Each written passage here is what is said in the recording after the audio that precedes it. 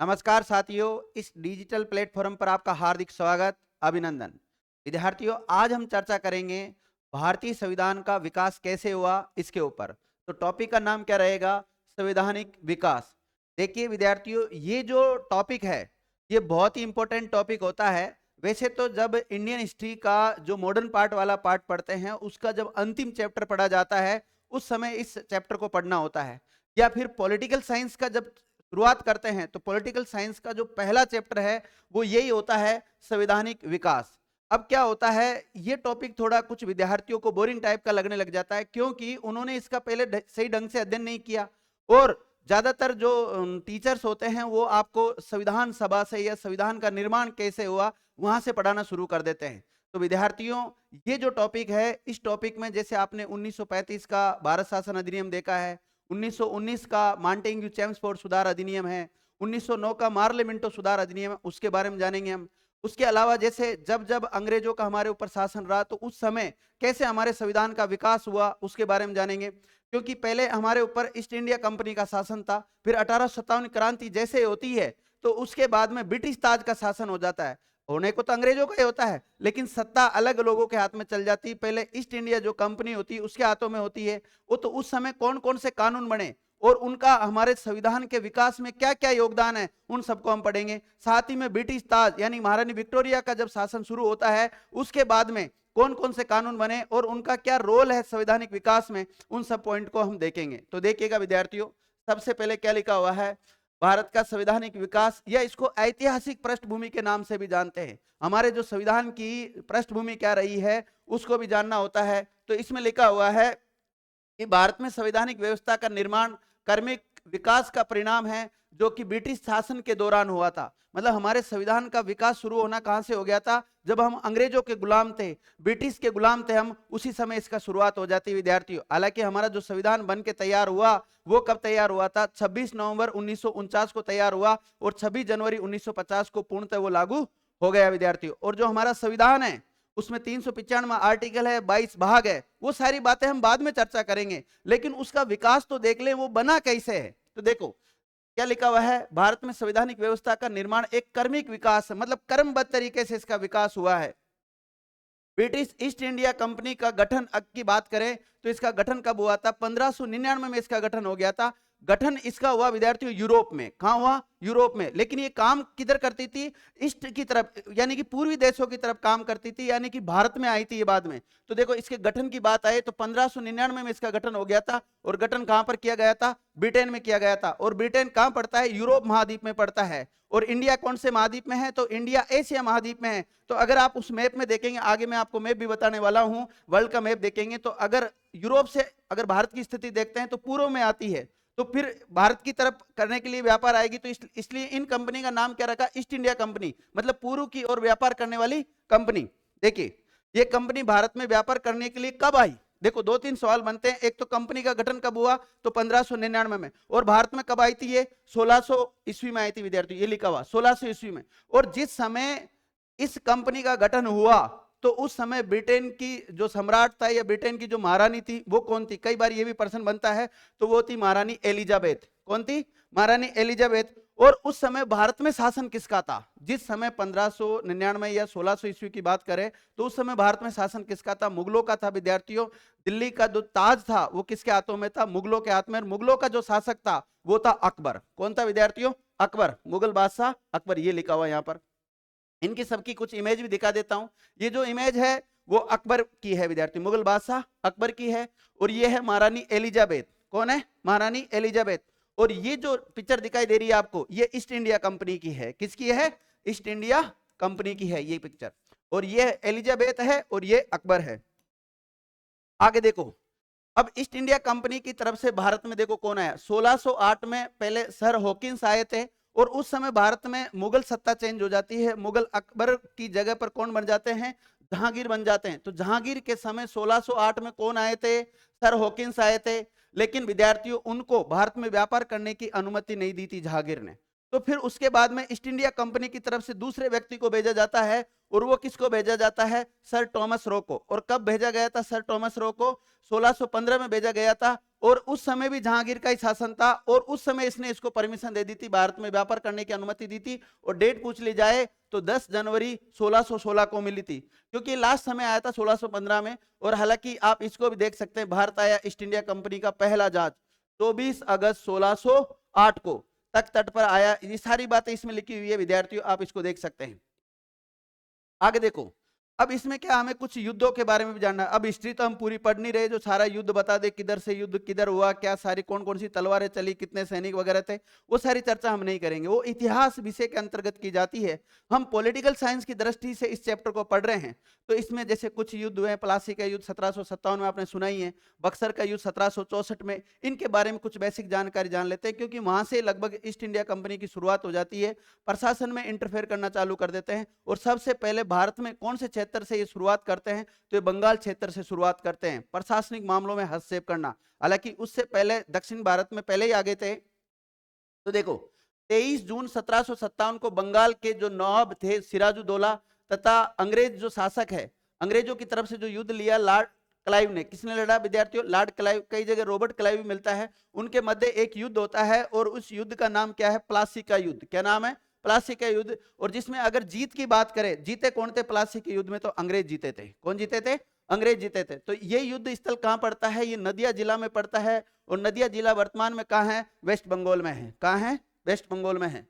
देखो ये थोड़ा सा प्लासी के युद्ध के बारे में बता रखा है कि बंगाल की तरफ से कौन लड़ा, बंगाल की तरफ से कौन लड़ा, और अंग्रेजों की तरफ से कौन लड़ा था, अंग्रेजों की तरफ से कौन लड़ा। तो बंगाल की का तो जो नवाब था सुजाउद्दौला था, और अंग्रेजों का कौन था, रॉबर्ट क्लाइव था।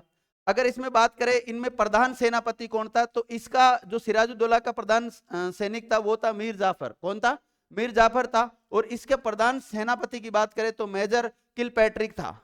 इसके अलावा इनमें और भी सेनापति थे, जैसे कौन कौन, यार लुफ खां, राजा दुर्लभ राम, मीर मदन। उधर देखें तो मेजर ग्रांट, मेजर आयरकूट, इन सब का नाम भी कई बार पूछ लिया जाता है कि प्लासी के युद्ध में किसने भाग लिया और किसने भाग नहीं लिया। तो ये सारे फैक्ट भी देखना। इसके अलावा लगभग इसमें सैनिकों की देखें तो कितने सैनिक थे, तो सिराजुद्दौला की तरफ से जो सैनिकों ने भाग लिया था वो 40 से 45 हजार सैनिकों ने भाग लिया था। और अंग्रेजों की तरफ से कितनों ने भाग लिया था, 3 से लेकर 4000 तक के ये आंकड़े बताए जाते हैं विद्यार्थियों। अब देखो इतने कम सैनिक, फिर भी अंग्रेजों की जीत हुई। कारण क्या था, हथियार अच्छे थे उनके पास, युद्ध पद्धति अच्छी थी। और ये सिराजुद्दौला के साथ कई लोगों ने विश्वासघात भी किया था। तो कई अच्छे से बड़े युद्ध हारे जा सकते हैं विद्यार्थियों विश्वासघात के खातिर। तो इन्होंने विश्वासघात कर दिया था इसके साथ।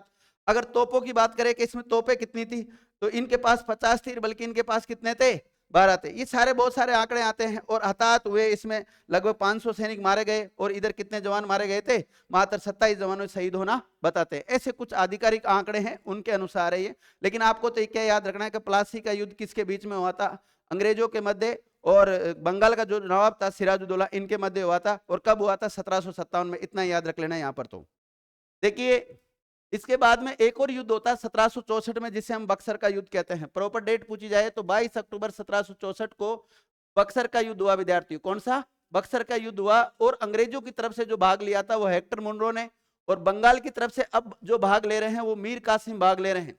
और ना केवल बंगाल इसमें भाग ले रहा है, बल्कि अवध भी इसमें भाग ले रहा है। तो अवध का जो शासक है सुजाउद्दौला, वो भी इसमें भाग ले रहा है।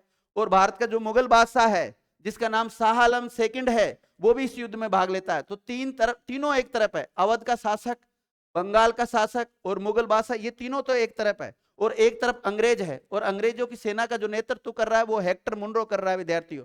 और हेक्टर मुनरो ट्रैक्टर लेके आया और सारे इन तीनों को क्या कर गया, परास्त करके चला गया। मतलब इसमें जीत भी किसकी हुई, अंग्रेजों की हुई विद्यार्थियों। आगे देखो, जिसमें विजय कौन हुए, अंग्रेज। नोट, इस युद्ध के बाद बंगाल पर जो वैधानिक अधिकार था वो ब्रिटिश ईस्ट इंडिया कंपनी का हो गया था।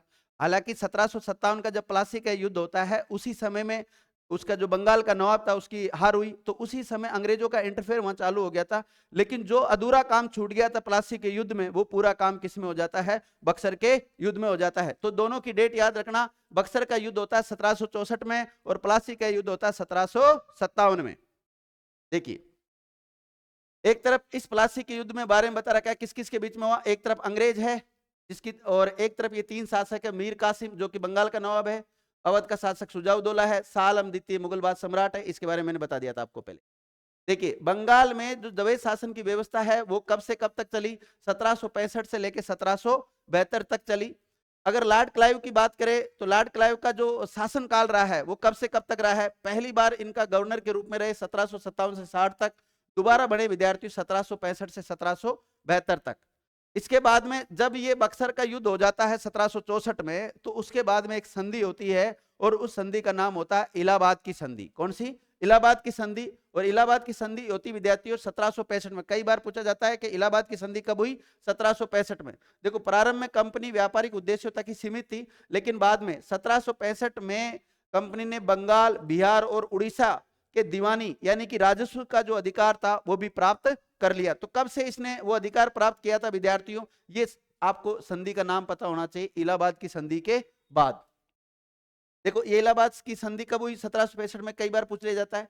ईस्ट इंडिया कंपनी के द्वारा भारत में प्रशासन चलाने के लिए 3 प्रेसिडेंसियों का गठन किया था। कितनी प्रेसिडेंसियां थी? 3। तो इन 3 प्रेसिडेंसियों का पता होना चाहिए। एक तो बॉम्बे प्रेसिडेंसी थी, एक मद्रास थी और एक बंगाल थी, इस टाइप से। यहाँ चेन्नई पड़ जाता है, मद्रास का जो वर्तमान में नाम है वो चेन्नई है। तो पहले नाम क्या मिलता था? मद्रास। तो मद्रास तो यहाँ पर है तमिलनाडु वाला हिस्से में, और एक बॉम्बे वाला और ये कलकत्ता वाला, कलकत्ता में थी विद्यार्थियों। तो बंगाल प्रेसिडेंसी बोलो या कलकत्ता प्रेसिडेंसी बोलो, बात एक ही है। और ये जो साउथ वाली है इसको मद्रास, और ये जो ये वाली पश्चिम की तरफ थी वो कौन सी थी? बंबई प्रेसिडेंसी। कब कब? 1618 में, 1639 और 1817 में हुआ था। नोट, इन प्रेसिडेंसियों का जो मुख्य उद्देश्य छोटे छोटे साम्राज्य के राजाओं के साथ संधि करके उन्हें सैन्य सहायता उपलब्ध कराना तथा बदले में उनसे धन वसूल करना था। तो कई बार ये भी प्रश्न बन जाता है कि जो ये शासन संचालित करने के लिए प्रेसिडेंसियों की नियुक्ति की गई थी, इनका मुख्य उद्देश्य क्या था? तो ये जो नोट डाला हुआ है इसको आप याद कर लेना। देखिए तीनों प्रेसिडेंसियों का इमेज है विद्यार्थियों, एक साथ ले लिया गया है। इसमें जैसे एक तो है बंबई प्रेसिडेंसी, एक मद्रास और एक बंगाल प्रेसिडेंसी का। देखिए अब आपने 2 शब्द सुने हैं, एक तो रेगुलेटिंग एक्ट क्या होता है और एक चार्टर एक्ट क्या होता है। इन दोनों के बारे में जान लेते हैं। तो रेगुलेटिंग एक्ट, जिसको नियामक अधिनियम भी कहते हैं, इसको देखिए, कंपनी के कार्यों को विधिवत रूप से व्यवस्थित या नियमन करने वाला एक्ट क्या कहलाया? रेगुलेटिंग एक्ट कहलाया। और चार्टर एक्ट किसको कहते हैं? कि किसी भी क्षेत्र विशेष में कुछ अधिकार या लाइसेंस देने वाला जो एक्ट होता है उसको चार्टर एक्ट कहते हैं। व्यापार में अधिकाधिक लाभ के उद्देश्य से ईस्ट इंडिया कंपनी का गठन एक एकाधिकारवादी कंपनी के रूप में विकसित किया गया था विद्यार्थियों। अगर देखें महारानी एलिजाबेथ प्रथम का जो चार्टर है इसको पढ़ेंगे, ये इतना इंपॉर्टेंट नहीं है, इस पेज को आप ना पढ़े तो ठीक ही रहेगा। आगे देखते हैं। अब हम क्या करेंगे, इसमें कुछ चार्टर के बारे में पढ़ेंगे। जितने भी चार्टर, यानी चार्टर का मतलब होता है शाही आदेश। क्या पढ़ेंगे? शाही आदेश। तो सारे चार्टर, जैसे हम 1893 का चार्टर एक पढ़ेंगे, इसके 1793 का, सॉरी 1793 का पढ़ेंगे, और 1813 का पढ़ेंगे, 1833 का पढ़ेंगे और 1853 का पढ़ेंगे। उससे पहले भी कई चार्टर जारी किए गए थे, कई शाही आदेश जारी किए गए थे, उनके बारे में जान लेते हैं। तो एक चार्टर जारी किया गया था 1600 ईस्वी में। कब? 1600 ईस्वी में जारी किया गया था, महारानी एलिजाबेथ के द्वारा इसको जारी किया गया था। और क्या चार्टर में क्या लिखा हुआ था? देखो, 31 दिसंबर 1600 ईस्वी को ब्रिटेन की महारानी एलिजाबेथ फर्स्ट ने एक राजलेख या शाही आदेश ईस्ट इंडिया कंपनी के लिए निकाला था। और क्या था उसमें कि 20 वर्ष के लिए पूर्वी देशों में व्यापारिक एकाधिकार दिया गया, जिसे प्रत्येक 20 वर्ष में नवीनीकरण किया जाना था। तो 1600 का जो चार्टर एक्ट था, इसके बारे में हम ये कह सकते हैं कि ब्रिटेन की जो महारानी थी एलिजाबेथ, उसने ईस्ट इंडिया कंपनी को पूर्वी देशों के साथ 20 वर्ष का एक लाइसेंस दे दिया कि आप 20 वर्ष तक क्या कर सकते हैं, उनके साथ व्यापार कर सकते हैं, और हर 20 साल बाद में उस लाइसेंस को क्या कराना होगा? रिन्यू करवाना होगा। तो ये था इस एक्ट में। इसके द्वारा कंपनी की जो समझ शक्तियां हैं वो 24 सदस्यीय परिषद में निहित थी। यानी कि जो ईस्ट इंडिया कंपनी है, इसका जो शासन संचालित होता था वो ब्रिटेन से होता था। अब ये ईस्ट इंडिया कंपनी काम कहां कर रही है? पूर्वी देशों के साथ, यानी कि भारत के साथ हम मान सकते हैं भारत के साथ काम कर रही है। तो इसमें इसका जो शासन संचालित होता था वो ब्रिटेन से होता था। अब ब्रिटेन में 24 व्यक्ति इसमें शामिल होते थे। वो 24 व्यक्तियों का एक मंडल था, वो इसको संचालित करता था। तो उसको 24 सदस्य परिषद कहा गया। नोट, ईस्ट इंडिया कंपनी की स्थापना कब हुई? ये बात तो मैं पहले बता चुका हूं, 1599 में हुई थी। अब देखो इस मैप के जरिए मैं आपको समझा देता हूं। देखो विद्यार्थियों, ये है यूरोप महाद्वीप। क्या है? यूरोप महाद्वीप दिखाई दे रहा है आपको, और यहां पर पड़ता है, थोड़ा ऊपर पड़ता है, देखो ये पड़ता है विद्यार्थियों ब्रिटेन, इधर पड़ता है ब्रिटेन, यहाँ पे है ना। और यहां से ये आए थे एशिया की तरफ। अगर इसको हम नॉर्थ मान लें, इसको साउथ मान लें, इसको ईस्ट मान लें, और इसको सॉरी उल्टा हो जाएगा, ये नॉर्थ है, ये साउथ है, और ये ईस्ट है, और ये वेस्ट है। तो यहां से अगर कोई इस तरफ व्यापार करने आएगा तो उसको हम पूर्व पूर्व दिशा ही तो कहलाएगी वो। तो इस कंपनी का नाम भी क्या है? East India company. क्या है? East India company. तो आपको पता होना चाहिए लोकेशन, यूरोप से आया था, ये एशिया की तरफ व्यापार करने के लिए आए थे। स्टार्टिंग में इनका उद्देश्य व्यापार करना ही था, लेकिन बाद में इन्होंने धीरे धीरे राजनीतिक मामलों में इंटरफेयर करना चालू कर दिया, और कुछ समय बाद तो पूरे संपूर्ण भारत पर अधिकार कर लेते हैं, ना केवल भारत पर बल्कि कई देशों को अपना उपनिवेश बना लेते हैं। बाकी डिटेल से हम हिस्ट्री में पढ़ेंगे। देखिए, फिर इसके अलावा 1600 ईस्वी का जो चार्टर था, उसके बाद में पढ़ते हैं हम 1726 का चार्टर एक्ट। कौन सा? 1726 का चार्टर एक्ट था। इसके द्वारा क्या हुआ, जो कलकत्ता यानी कि जो बंगाल प्रेसिडेंसी थी, बंबई प्रेसिडेंसी और मद्रास प्रेसिडेंसी के गवर्नरों को कानून बनाने की शक्तियां सौंप दी गई। जो 3 प्रेसिडेंसियों का गठन किया गया था, इनको कानून बनाने की क्या सौंप दी गई विद्यार्थियों? शक्तियां दे दी गई। कौन से चार्टर एक्ट के तहत? 1726 के चार्टर एक्ट के तहत। और 1600 ईस्वी का जो चार्टर था, उसमें क्या दिया गया था कि ईस्ट इंडिया कंपनी को 20 वर्षों के लिए व्यापार करने की अनुमति दे दी, और इसके अलावा 24 सदस्य ही एक परिषद बना दी। इसका गठन तो 1600 ईस्वी के चार्टर के तहत हुआ था। 1726 के तहत क्या हुआ, तो ये सारे पॉइंट आप याद रखना।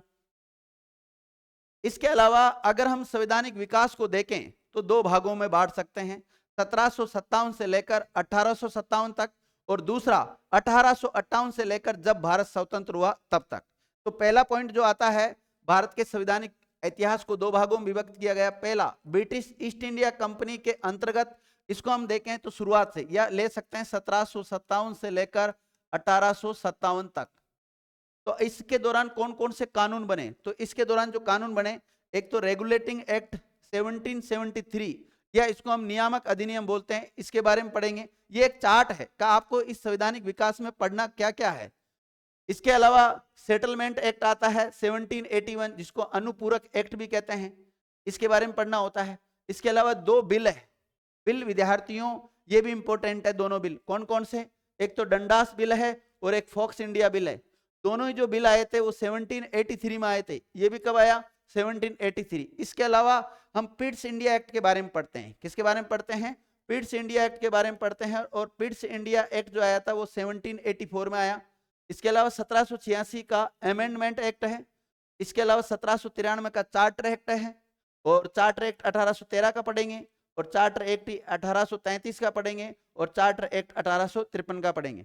तो जितने भी ये चार्टर एक्ट आए थे, इनमें जो अंतिम चार्टर एक्ट है वो 1853 का चार्टर एक्ट है। फिर ईस्ट इंडिया कंपनी का शासन समाप्त हो जाता है। आपको पता है 1857 क्रांति हुई थी, और उसके बाद में महारानी विक्टोरिया ने घोषणा की थी, उस घोषणा के बारे में पढ़ना होता है। और फिर उसके बाद में ब्रिटिश ताज के अधीन भारत का शासन चला जाता है। फिर ब्रिटिश ताज के दौरान जो जो कानून बनेंगे उसके बारे में हम पढ़ते हैं। तो पहला तो है 1757 से लेके 1857 तक, और दूसरा जो है वो है विद्यार्थी ब्रिटिश क्राउन का। तो ब्रिटिश क्राउन के अंतर्गत कौन कौन से कानून बने उसको हम देखेंगे, लेकिन इनका जो शासनकाल माना गया है वो 1858 से लेकर जब हम स्वतंत्र हुए 1947 तक के जितने भी कानून हैं, उन सब कानून को हम यहाँ पर अध्ययन करेंगे। जैसे कौन कौन से कानून के बारे में पढ़ेंगे? सबसे पहले तो 1858 की जो इलाहाबाद घोषणा है, जिसको विक्टोरिया घोषणा के नाम से भी जाना जाता है, उसको पढ़ेंगे। उसके बाद में हम पढ़ेंगे भारत परिषद या भारत शासन अधिनियम 1858 को पढ़ेंगे। फिर भारत परिषद अधिनियम 1861 के बारे में अध्ययन करेंगे। ये डेट, ये एक प्रकार से इंडेक्स है, मान लीजिए आपको पढ़ना क्या क्या है। इसके अलावा 1873 का जो एक्ट है उसके बारे में पढ़ेंगे। इसके अलावा जो रॉयल एक्ट है, ये शाही अधिनियम है 1876 का, इसके बारे में अध्ययन करेंगे। इसी प्रकार भारत परिषद अधिनियम 1892, इसको पढ़ेंगे कि कौन से अधिनियम में क्या प्रोविजन किए गए थे, कौन कौन सी बातों का उल्लेख कर रखा था, इन सबको पढ़ेंगे। भारत परिषद अधिनियम 1909 में क्या लिखा हुआ है, या भारत परिषद अधिनियम को विद्यार्थियों हम मार्ले मिंटो सुधार अधिनियम भी कहते हैं। क्या कहते हैं इसको? मार्ले मिंटो सुधार अधिनियम भी कहते हैं, मार्ले मिंटो सुधार अधिनियम भी बोलते हैं, इसको पढ़ेंगे। इसके अलावा जो भारत परिषद अधिनियम 1919, उससे पहले हम मॉन्टेग्यू की घोषणा पढ़ते हैं, जो कि 20 अगस्त 1917 को हुई थी। क्योंकि भारत परिषद अधिनियम 1919 को हम कहते हैं मॉन्टेग्यू चेम्सफोर्ड सुधार अधिनियम। क्या कहते हैं? मॉन्टेग्यू चेम्सफोर्ड सुधार अधिनियम बोलते हैं इसको। तो इसके बारे में भी पढ़ना होता है। इसके बाद में कम्युनल अवार्ड 1932 का, इसका अध्ययन करेंगे। फिर भारत परिषद अधिनियम 1935 इसको पढ़ेंगे, फिर अगस्त प्रस्ताव को पढ़ेंगे जो कि 8 अगस्त 1940 को आया था, फिर इसके बाद में क्रिप्स मिशन जो कि मार्च 1942 को आया, उसके बारे में थोड़ा बहुत डिटेल जानेंगे। वेवेल योजना 1945 की, उसको पढ़ेंगे। साथ ही में शिमला समझौता जो 1945 में हुआ, इसके बारे में भी हम पढ़ेंगे। कैबिनेट मिशन 1946, इसके बारे में पढ़ेंगे। अंतरिम जो सरकार का गठन होता है 1946 में, उसके बारे में हम पढ़ेंगे। और एक आता है माउंट बेटन योजना जून 1947 की, उसके बारे में पढ़ेंगे। और भारतीय स्वतंत्रता अधिनियम 1947, इसके बारे में डिटेल से जानकारी लेंगे। फिर स्वतंत्र भारत का जो पहला मंत्रिमंडल का गठन हुआ था 1947 में, उस मंत्रिमंडल को भी हम देख लेंगे। और जो इसी प्रकार जो अंतरिम सरकार का गठन होता है उस समय कौन कौन से मंत्री रहते हैं, उसको भी हम इसी में ही जान लेंगे। फिर इसके बाद में जो अगला चैप्टर आएगा वो आएगा संविधान सभा, और संविधान निर्मात्री सभा बोल सकते हैं या संविधान सभा बोल सकते हैं या भारत का संविधान बोल सकते हैं। तो उससे पहले तो आपको इस चैप्टर को पढ़ना ही है। तो अभी जितना आपको बताया गया ईस्ट इंडिया कंपनी के दौरान कौन कौन से कानून बने, इन सब कानून को एक एक को पढ़ेंगे हम। इसके अलावा इधर देखिए, ये जितने भी कानून हैं इन सब कानून के बारे में डिटेल से जानेंगे। और विद्यार्थियों जब इतना पढ़ लिया हमने तो मॉडर्न हिस्ट्री का आपका एक चैप्टर कंप्लीट हो जाएगा, और साथ ही में पॉलिटिकल साइंस का जो पहला चैप्टर होता है वो कंप्लीट हो जाएगा। हालांकि ये जो क्लासें हैं इसकी थोड़ी लंबी होगी संवैधानिक विकास की, तो आप हमारे साथ बिल्कुल बने रहिएगा और हम एक एक एक्ट को लेके आएंगे। आपको अब तक की हमारी क्लास कैसी लगी, अच्छी लगी है तो कमेंट्स करके जरूर बताना। थैंक यू मित्रों।